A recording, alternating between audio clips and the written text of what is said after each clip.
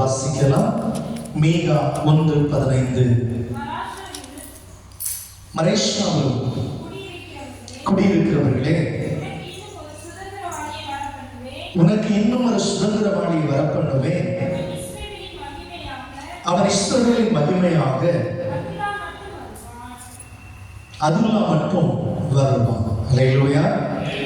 Malaysia என்கிற ஒரு வார்த்தை இடம்பெற்றிருக்கிறது.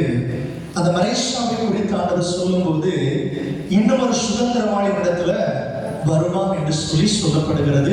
அது மாத்திரமல்ல, அந்த சுதந்திரவாளி அதுல்லா வரைக்கும் வருவான் என்று சொல்லி வேதத்தில் சொல்லப்பட்டிருக்கிறது. இந்த மலேசியா எதை குறிக்கிறது? சுதந்திரவாளி யாரை குறிக்கிறது? எதற்காக அதுல்லா வரைக்கும் இந்த சுதந்திரவாளி வர வேண்டும் என்பதை குறித்து உங்களோடு கூட பகிர்ந்து கொள்ளுகிறேன். கிறிஸ்து பிறப்பு பண்டிகை நெருங்கிக் கொண்டிருக்கிறது. இயேசு கிறிஸ்துவின் பிறப்பை கொண்டாடுவதற்கு ஜனங்கள் ஆயத்தமாக இருக்கிற இந்த நாட்களில் இயேசு எதற்காக பிறந்தார், ஏன் இந்த பூமியில வர வேண்டும் என்பதை தொடர்ந்து பறைசாற்றி கொண்டிருக்கிறோம். கர்த்தர் நம்மை தொடர்ந்து வழிநடத்துவாராக. அல்லேலூயா. மலேசியா என்கிற வார்த்தையின் எபிரேய அர்த்தம் என்னன்னா மேற்கொள்ளுதல். அல்லேலூயா. மேற்கொள்ளுதல். இந்த வார்த்தை ஒருவேளை அவங்க கேட்பதற்கு புதுசா தெரியும்.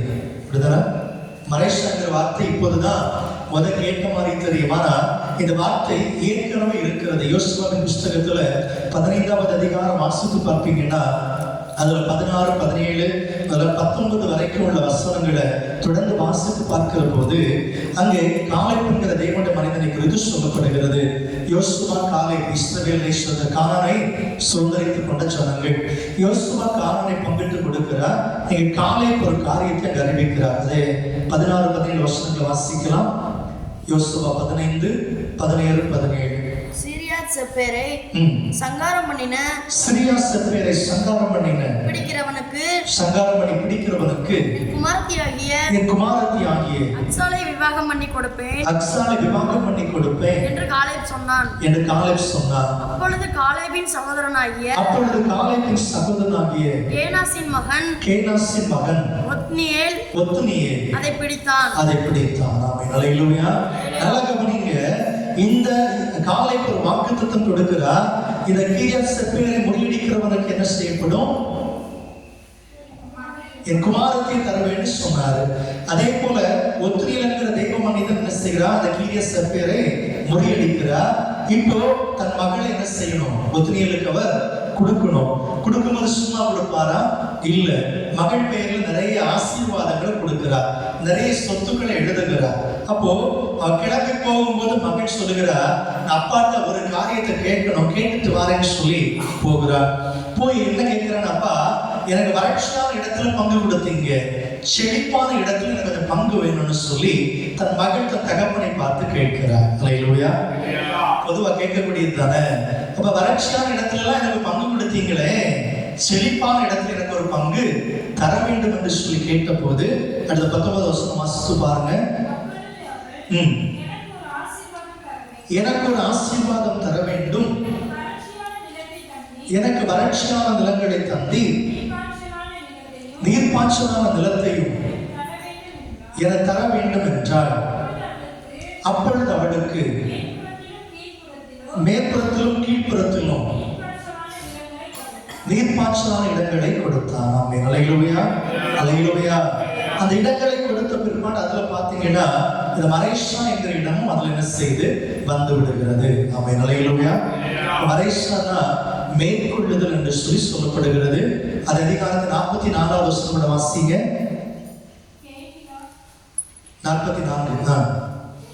கேகிலா, அக்சீப், மரேசா இந்த பட்டணங்களும் அவைகளுடைய கிராமங்களும் உட்பட 9. நல்ல கவனிங்க. வந்துச்சா? மரேசா வந்துருச்சா? அந்த கிராமங்கள் உட்பட சில இடங்களை பிரித்து கொடுக்கிறத வேதத்தில் பார்க்கிறோம். இப்போ இங்க மீகா தீர்க்கதரிசன புத்தகத்தில் என்ன சொல்லப்படுகிறது? மரேசாவே ஒரு சுதந்திரவாளி இடத்துல என்ன செய்வார்? இன்னும் வர பண்ணுவேன். அல்லேலூயா. இவ சுதந்திரவாளியை குறித்து நான் சில விஷயங்களை உங்களோடு கூட பகிர்ந்து கொள்ளுகிறேன். செய்தியுடைய தலைப்பு நீங்க சுதந்திரவாளி வச்சுக்கலாம், மரேசானும் வைத்துக் கொள்ளலாம். கர்த்தர் நல்லவர். அப்ப சுதந்திரவாளியை குறித்து 2வது காரியத்தை உங்களோடு கூட பகிர்ந்து கொள்ளுகிறேன். ரூத்தின் புஸ்தகம் 3வது அதிகாரம் அதனுடைய 9வது வசனம் வாசித்து பார்க்கலாம். ரூத் 3:9.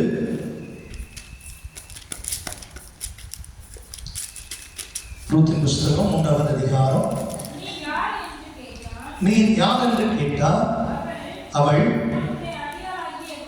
நான் உன்னுடைய அடியாளாகிய ரூத், நீர் உன்னுடைய அடியாளின் உன்னுடைய போர்வையை விரியும், நீ சுதந்திரவாளி என்றாள். ஆமென். அல்லேலூயா, அல்லேலூயா.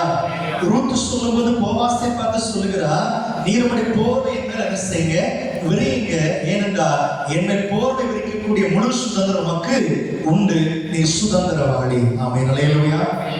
இப்ப சுதந்திரவாளி என்ன அர்த்தம்? என்ன முழு உரிமை உள்ளவர் சுதந்திரவாளி. எல்லாரும் வாங்கடா, எல்லாரும் போற விரிக்க முடியுமா? முடியாது. சரிதானே? பிள்ளைகளுக்கு நல்ல காரியம் நடக்கும் முதல்ல யார் வரணும்? தாய்மாமா வரணும்ல, அவர் சுதந்திரவாளி. ஆமென். அல்லேலூயா. சரிதானே? சில இடத்துல அப்பா அம்மா அங்க சுதந்திரவாளி. சரிதானே?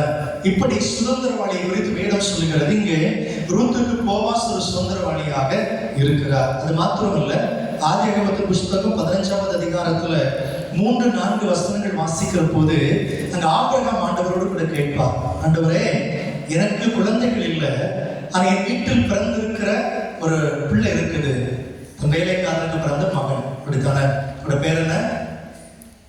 எலியேசர். இல்ல எலியேசர். எலியேசருக்கு பிறந்த பிள்ளை தான் வீட்டுல இருக்குது.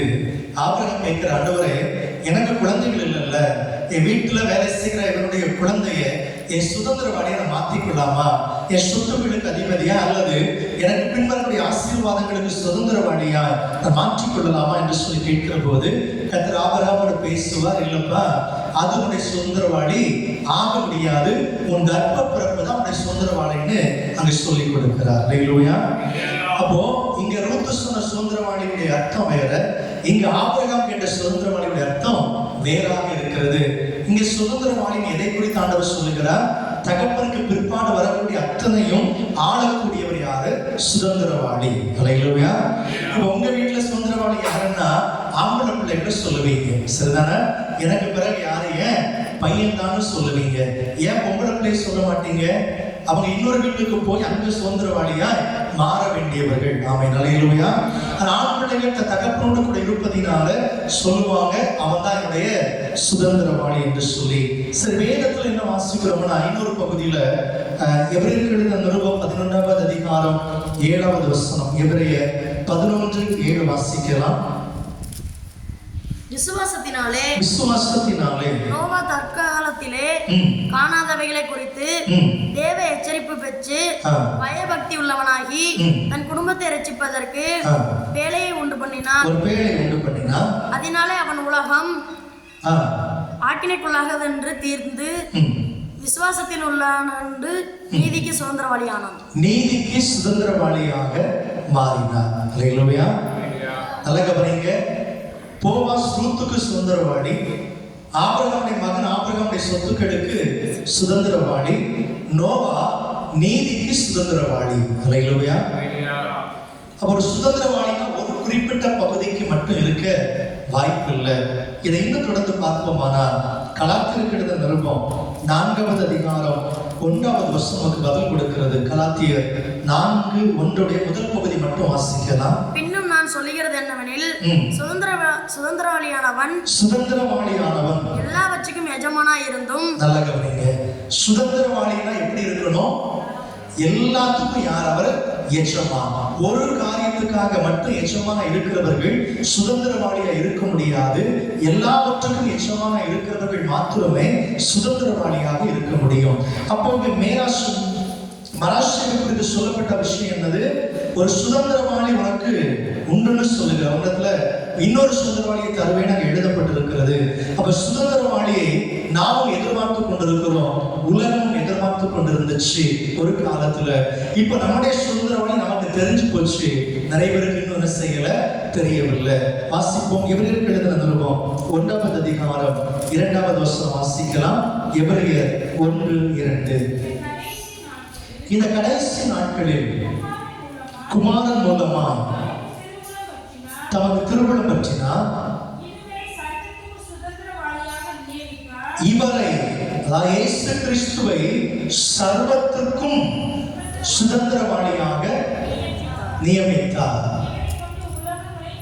ஆமென் சொல்லுங்க. அல்லேலூயா. இப்ப நம்ம முதல்ல பார்த்த எல்லாருமே ஏதோ ஒரு விஷயத்துக்கு மட்டும் என்னது சுதந்திரவாளி. ஆனா இயேசு கிறிஸ்து மாத்திரம்தான் சர்வத்துக்கும் சுதந்திரவாளி. ஆமென் அல்லேலூயா. அதனால இயேசுவுக்குள்ளான ஆசீர்வாதம் ஒரு ஆசீர்வாதம் மாத்திரமல்ல, இயேசு கிறிஸ்துவுக்குள்ள திரளான ஆசீர்வாதங்கள் இருக்கிறது. அவர் சுதந்திரவாளியா இருந்தா அவருடைய பலன் எல்லாமே பிள்ளைகளுக்குரியது. ஆமென் அல்லேலூயா. அப்ப இயேசுவின் பிள்ளைகளுக்கு அவருடைய ஆசீர்வாதம் பங்குண்டாகிறது. அப்போ நம்முடைய சுதந்திரவாளி யாரு? இயேசப்பா மாத்திரமே. அல்லேலூயா. இந்த உலகம் ஒரு நாள் பிசாசின் அடிமைத்தனத்தில் இருந்து அவர் இந்த உலகத்தை முழுவதும் ஆளுகை செய்ய நினைத்த போது சகல ஜனங்களும் பிசாசுடைய கிரியைகளை செய்ய ஆரம்பித்தார்கள். கர்த்தரை மறந்து வாழ்ந்தார்கள். இதுதான் அவருடைய சுதந்திரம் என்று சொல்லி பாவத்தில் விழுந்தார்கள், சாபத்தில் விழுந்து கிடந்தார்கள், அக்கிரமங்களை செய்து வந்தார்கள். இயேசு கிறிஸ்து வெளிப்பட காரணம், இது உன்னுடைய சுதந்திரம் அல்ல, இவனுடைய சுதந்திரவாளியும் அல்ல, இவன் நரகத்தில் உங்களை தள்ளுவதற்கு ஏதுவானவன், நானே வாசல், நானே ஜீவன், நானே உங்கள் சுதந்திரவாளி என்று சொல்லி இந்த உலகத்தில் நமக்காக வந்து உதித்தார். அல்லேலூயா. அல்லேலூயா.